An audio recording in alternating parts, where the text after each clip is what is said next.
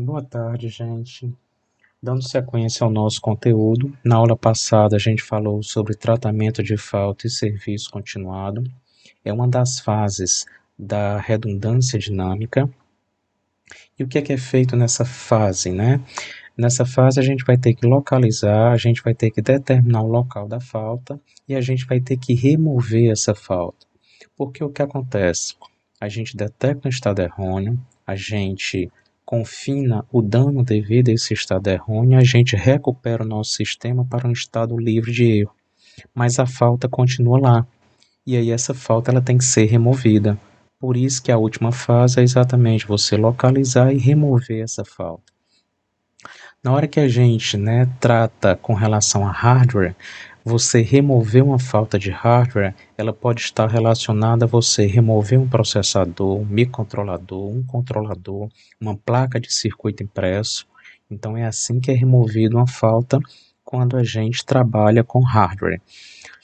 Para quem trabalha com software, a maneira que a gente tem de remover uma falta de software, na verdade, a gente diz que a falta de software é um erro de programação, é você refazer uma nova versão, tá certo? Da tua aplicação, do teu programa, do teu software, e através dessa nova versão que você retira essa falta. E posteriormente, você vai ter que permitir que o teu serviço, a tua aplicação, o teu sistema, ele seja continuado. Ou seja, ele deve voltar à operação normal. Então, essa é a última fase, exatamente da estratégia de redundância dinâmica. Mas na hora que a gente trabalha, na hora que a gente fala sobre recuperação de erro para trás em relação ao software, a técnica mais utilizada é o que a gente chama de bloco de recuperação. E aí a gente pode apresentar um conceito aqui no próximo slide. Blocos de recuperação são blocos no sentido de uma linguagem de programação normal, exceto que a entrada de um bloco é um ponto de recuperação automático e a saída é um teste de aceitação. O teste de aceitação é usado para testar se o sistema está em um estado aceitável depois da execução do bloco, ou módulo primário, como é geralmente chamado. Então a gente pode dar uma explicação no slide anterior. Então, gente, veja que a gente tem aqui um conceito de bloco de recuperação. Aqui vai ser exatamente a entrada do meu bloco. A entrada do bloco é o que a gente chama de ponto de recuperação. Depois dessa entrada do bloco, a gente faz um teste. Aqui é para saber se a gente vai executar inicialmente o meu módulo primário ou se a gente vai executar algum módulo alternativo. Na execução do módulo primário, pessoal, a saída desse módulo, a gente faz um teste de aceitação. E a partir daí, se houver qualquer estado errôneo na saída desse módulo, o que é feito? Você vai restaurar o teu ponto de recuperação, ou seja, você vai recuperar o teu sistema ao estado anterior. Sendo que agora você não vai mais executar o modo primário, por quê? Porque esse modo apresentou um estado errôneo. Então você vai ter que executar agora um módulo alternativo. E aí, executando esse módulo alternativo, a saída dele também você vai passar para um teste de aceitação. Se esse módulo também apresentou um estado errôneo, você pode recuperar o teu sistema a um estado anterior, ele não vai mais executar esse módulo primário, ele não vai mais executar esse módulo alternativo e ele pode executar aqui um terceiro módulo alternativo. Com certeza, pessoal, esse módulo tem que estar correto. Então, ao aplicar um teste de aceitação, pelo menos esse módulo tem que estar correto. Então você vai sair do bloco de recuperação e você vai descartar o ponto de recuperação, saindo assim do bloco de recuperação. Então é assim que a gente analisa um bloco de recuperação, que é uma técnica de recuperação de erro para trás utilizada em software. Mas aí você pode perguntar, mas Paulo, como é que a gente implementa isso na linguagem? Então, bora supor que eu queira implementar esse conceito na linguagem C. Então, como é que a gente pode implementar um bloco de recuperação na linguagem C? Então, bora supor que eu queira implementar aqui meu bloco de recuperação. Vou chamar isso aqui de bloco de recuperação.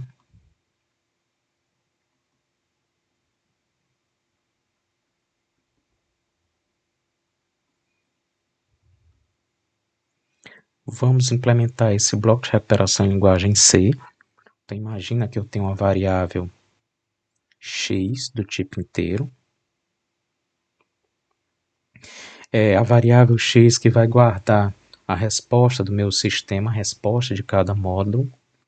Eu tenho uma variável aqui inteira que eu estou chamando de i, e essa variável eu vou inicializar com 0. Então, essa variável que vai permitir que ela seja incrementada para que a gente selecione novos módulos, módulo primário e 2 módulos alternativos. Então, aqui eu vou ter a entrada do meu bloco. Eu vou fazer um teste, if, variável i igual a 0. Eu vou fazer com que a variável x receba o retorno de uma certa função f1. Vou fazer um segundo teste, if variável i igual a 1. Eu vou fazer com que a variável x receba o retorno de uma certa função f2. Vou fazer um terceiro teste e vou dizer if i igual a 2. Então, eu vou fazer com que a variável x receba o retorno de uma função f3. Posteriormente, eu vou dizer que a minha variável i vai ser incrementada. Tenho aqui uma estrutura de while, onde o teste que eu vou fazer eu vou ficar nesse laço enquanto a variável x for diferente de 5, ou seja, pessoal, a resposta correta da minha aplicação é o valor 5, ou seja, o retorno de cada módulo tem que ser igual a 5, enquanto x é diferente de 5 e variável i menor ou igual a 2. Aí você me pergunta, mas Paulo, como é que essa estrutura de while vai representar um bloco de recuperação? Então vamos lá. Pessoal, veja que a resposta do meu sistema é atribuída aqui à minha variável x. Tá? Então, na hora que eu entro nesse bloco, o que é que vai acontecer? Eu estou entrando na estrutura de while. O primeiro teste que eu faço é isso aqui. If i é igual a 0, porque a variável i foi inicializada em 0. Então, a primeira coisa que eu vou fazer é executar a minha função f1, e o retorno dessa função f1 eu vou atribuir à variável x. Não entro nesse if, não entro nesse if, incremento a variável i, que agora vai para 1, e faço o teste. Enquanto x for diferente de 5, bora supor que o retorno da minha função f1 seja 2, então enquanto x for diferente de 5 e i é menor ou igual a 2, eu vou iterar de novo. Ora, eu executei a minha função f1, ela retornou um valor diferente de 5, ou seja, a resposta correta, a resposta esperada era para ser 5, e eu estou vendo que a variável i, que é 1, é menor ou igual a 2. Então, o que é que vai acontecer? A gente vai voltar de novo ao início da estrutura de while, não entro nesse if, porque a variável i é igual a 1, e vou entrar nesse if aqui. Na hora que eu entro nesse if, tá certo? A minha variável i é igual a 1, eu vou executar a minha função f2 e vou atribuir o retorno dela à variável x. Não entro nesse if, porque a variável i é igual a 1, incremento a minha variável i, que vai agora para 2. Na hora que eu faço esse teste aqui, se a minha função f2 retornou um valor diferente de 5, ou seja, ele retornou um valor errado, então o que é que vai acontecer? Isso aqui não vai ser verdade, a variável i, tá certo, é menor ou igual a 2, e o que é que vai acontecer? A gente vai iterar de novo, sendo que a minha variável i agora é 2. Então eu não vou entrar mais nesse if, não vou entrar mais nesse if, e agora eu vou entrar nesse if. Então, nesse caso agora, a gente vai executar a nossa função f3. E pelo menos esse módulo aqui, pessoal, tem que estar correto. Então, ao executar minha função f3, ele vai retornar exatamente esse valor à variável x. A variável i vai ser incrementada aqui, vai ser para 3, então pelo menos isso aqui tem que estar correto, porque obrigatoriamente eu teria que sair do meu laço, porque a variável i agora é igual a 3, certo? Então é assim que a gente implementa um bloco de recuperação no exemplo utilizando a linguagem C. Agora, se eu perguntasse para vocês onde é que está o ponto de recuperação desse bloco, onde é que está o módulo primário e onde é que estão os módulos alternativos e aonde está o teste de aceitação. Então, se a gente analisar, pessoal, a entrada do meu bloco de while é exatamente o meu ponto de recuperação. É exatamente a entrada do meu bloco. Então, isso aqui é o meu ponto de recuperação. Se eu quiser saber quem é o módulo primário, ora, o módulo primário é a primeira função a ser executada. Nesse caso, a minha função é F1. Então, F1 vai ser o meu módulo primário.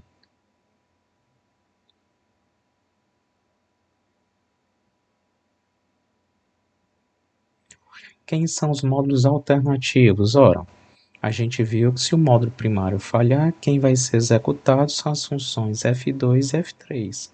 Então, as minhas funções F2 e F3 são exatamente os meus módulos alternativos, tá? Então, módulo alternativo.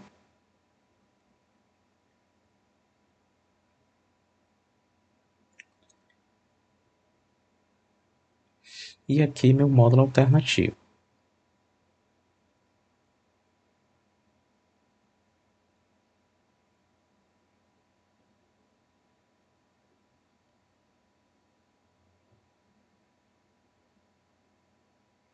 E se eu chegasse para vocês e perguntasse onde é que está o teste de aceitação? Ora, é exatamente o teste realizado na estrutura de while. Então, aqui é meu teste de aceitação.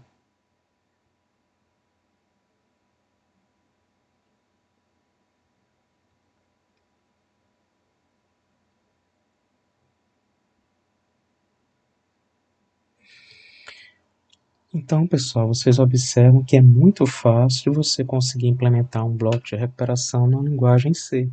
Então, você utilizando a estrutura de while e utilizando, né, o comando if, você consegue exatamente implementar todo o conceito de um bloco de recuperação. E é muito simples de ser implementado. Só observando, pessoal, que as funções F1, F2, F3, elas são semanticamente idênticas, mas a sintaxe tem que ser diferente, ou seja, elas devem ter a mesma funcionalidade, mas estruturalmente elas não podem ser idênticas. Por quê? Porque se você incorporar um erro de programação aqui e você replicar essa função, você vai ter o mesmo erro de programação na função F2 e o mesmo erro de programação na função F3. Então, por isso que nesse caso, a gente diz que as três funções elas são funcionalmente idênticas, mas estruturalmente diferentes, ou seja, elas têm que ter a mesma semântica, mas você pode alterar a sintaxe para que você não incorpore o mesmo erro. Ou você pode permitir que as três tenham a mesma funcionalidade, ou seja, que elas gerem a mesma saída dada a uma entrada, mas que estruturalmente elas sejam diferentes, ok?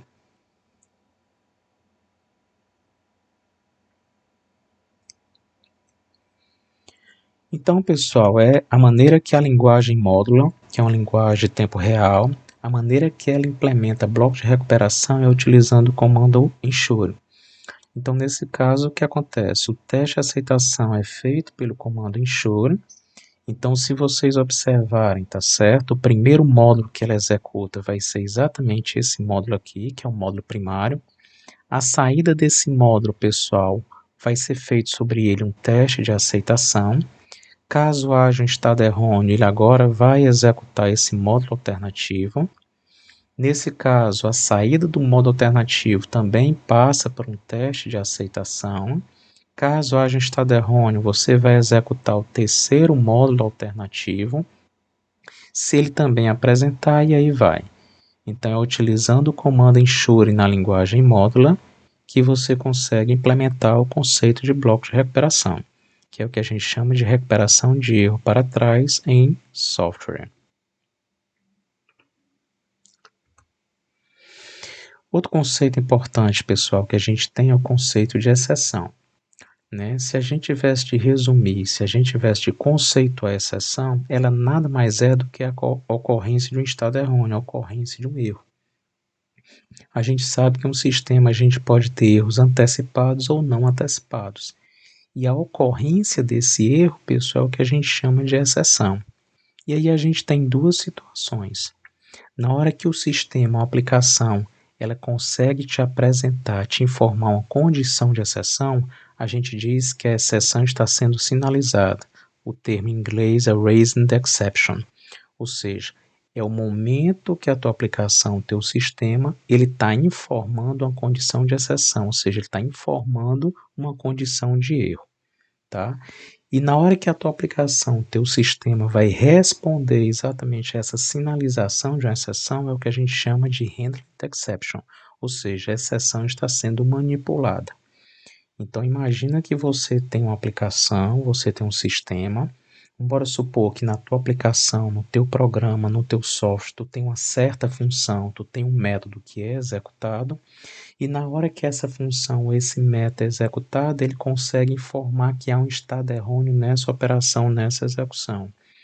Então, essa apresentação, essa informação da condição de exceção, da condição de erro, é o que a gente chama de que a exceção está sendo sinalizada, ou seja, a gente está sinalizando a exceção, a gente está informando um erro. E na hora que a tua função ou o teu método consegue responder exatamente essa informação de exceção ou essa informação de estado errôneo, aí é o que a gente chama e o que a gente diz que a exceção está sendo manipulada. Paulo, tem algum exemplo que a gente possa ver? Então, nesse próximo slide, pessoal, a gente consegue apresentar esse conceito. Então, imagina que você tem uma linguagem C, onde você faça uma chamada a uma certa função. Embora supor que essa função ela consiga te retornar, tá certo, um valor, uma constante, e essa constante ela pode sinalizar um estado errôneo. Embora supor que uma vez executada essa função, se essa função te retornar uma constante erro, então você vai comparar e o teu sistema, a tua aplicação detecta que houve um estado errôneo na execução dessa função. Então você pode executar aqui um escopo de código para manipular esse erro, esse estado errôneo. Então isso é muito simples de ser desenvolvido em linguagem C. Então veja que eu posso implementar ou criar uma função. Essa função ela pode me retornar um código de erro e ao comparar o retorno dessa função com a constante de erro, o teu sistema, a tua aplicação consegue detectar que houve um estado errôneo. Se isso for verdade, você pode executar aqui exatamente um código para manipular esse erro, para você tratar esse erro. Caso contrário, caso não houve estado errôneo, você pode continuar executando o teu código normal. Ah, Paulo, mas me dê um exemplo disso na prática, um exemplo real. Não sei se vocês lembram, mas a gente já chegou a apresentar uma função onde a gente detectava um estado errôneo utilizando temporização. Então, não sei se vocês lembram que em slides anteriores a gente apresentou um conceito como esse. Bora supor que eu tenha a minha thread T1, eu tenho a minha thread T2, eu quero que a minha thread T1 mande o valor que tem armazenado na variável x, nesse caso o valor 20, pelo canal índice 0. Mas eu quero detectar se há algum estado errôneo na minha thread T2. Então eu vou fazer a chamada, vou criar uma variável auxiliar y e vou atribuir a essa variável y o retorno de uma função de envio sincronizado e temporizado, onde eu quero mandar o valor armazenado na variável x pelo canal índice 0 e eu quero que o timeout dessa operação seja de 5 segundos. Então, veja o que é que vai acontecer.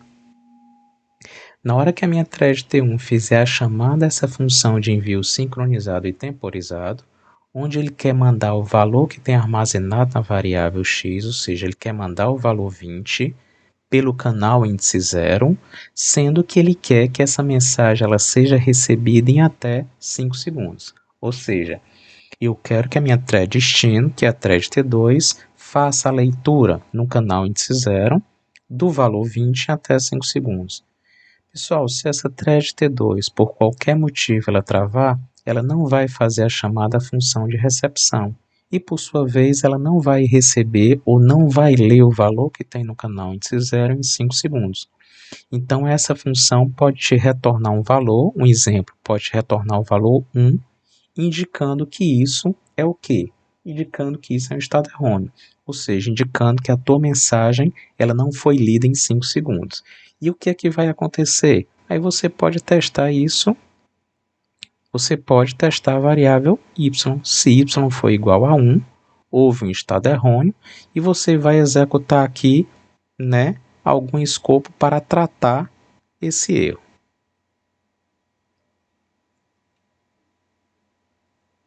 Ou seja, você pode mandar ele printar aqui na tela, né, uma informação de erro, ou uma informação do que a thread destino não leu, tá certo, dentro desse timeout, ou você pode mandar ele reenviar de novo a mensagem por mais 2 ou 3 vezes. Então você pode incorporar aqui, tá certo, vários códigos para você tratar esse estado errôneo, tá? Então esse é um conceito de exceção que a gente pode ver em algumas situações, tá?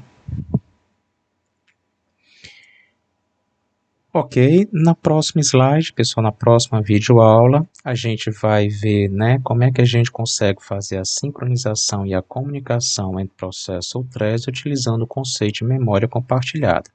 Então, aqui já é exatamente o nosso capítulo 4, que vai estar relacionado à segunda etapa.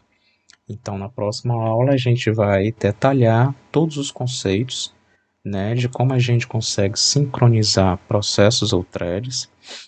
Se vocês não lembram, a gente já falou disso. Sincronizar um processo, sincronizar uma thread é um processo. É você fazer com que aquele processo ou thread ele aguarde a ação de outra thread ou de outro processo ou do sistema. Então a gente está dizendo que esse processo, essa thread está sendo sincronizado, ou seja, eu estou sincronizando uma thread A com a thread B, ou seja, eu estou fazendo com que a thread A aguarde por alguma ação da thread B, ou eu posso dizer eu estou sincronizando a minha thread ou o meu processo com o sistema. Então, nesse caso, eu estou fazendo com que esse processo, essa thread, aguarde por alguma ação desse sistema. Então, isso é o que a gente chama de sincronização. E na hora que a gente está permitindo a troca de mensagens ou informações entre processos ou threads, é o que a gente chama de comunicação interprocesso ou interthread, tá? E aí a gente pode realizar essas duas ações utilizando o conceito de memória compartilhada. Mas isso vai ficar para a próxima aula. Então, obrigado aí pela atenção a todos e até a próxima videoaula.